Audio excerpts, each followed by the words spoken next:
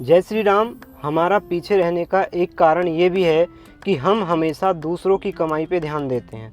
दूसरों की कमाई के आंकड़े लगाते रहते हैं कि उसने इकट्ठा कर लिया और इतना उसके पास हो चुका है, इतनी धन हो चुका है, इतनी संपत्ति हो चुकी है।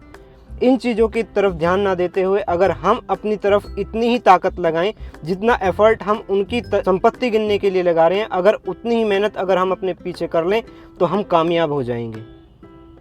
परंतु हमारा जो सही समय होता है हम उसे फालतू की चीज़ों में गवा देते हैं, फालतू की बातें सोचने में गवा देते हैं। हमें मतलब क्या है किसी ने कितना कमाया है।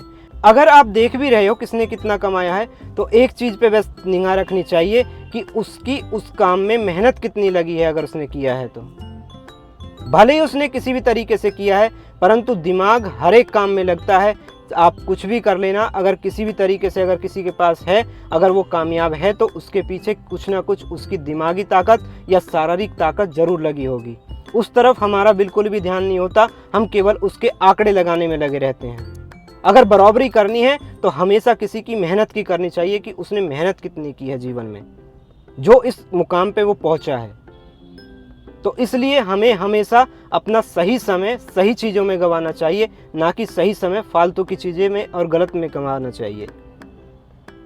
अगर आप इस तरीके से ध्यान देते रहेंगे, दूसरों की कमाई के आंकड़े लगाते रहेंगे तो आप हमेशा पीछे रहेंगे। और अगर आप अपने ऊपर ध्यान देंगे, अपनी कमाई पे ध्यान देंगे, अपनी ताकत पे ध्यान देंगे तो हमेशा आगे रहेंगे।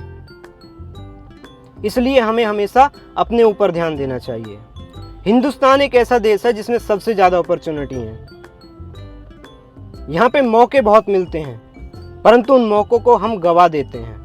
उन मौक़ों को हम दूसरे लोगों की बातों के बहकावे में आकर के छोड़ देते हैं।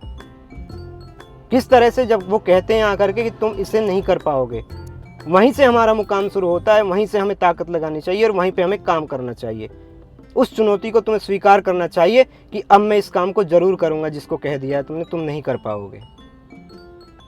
तो इस तरह से काम कीजिए, आप ज़रूर आगे जाएंगे, ज़रूर कामयाब होंगे। जय श्री राम, धन्यवाद।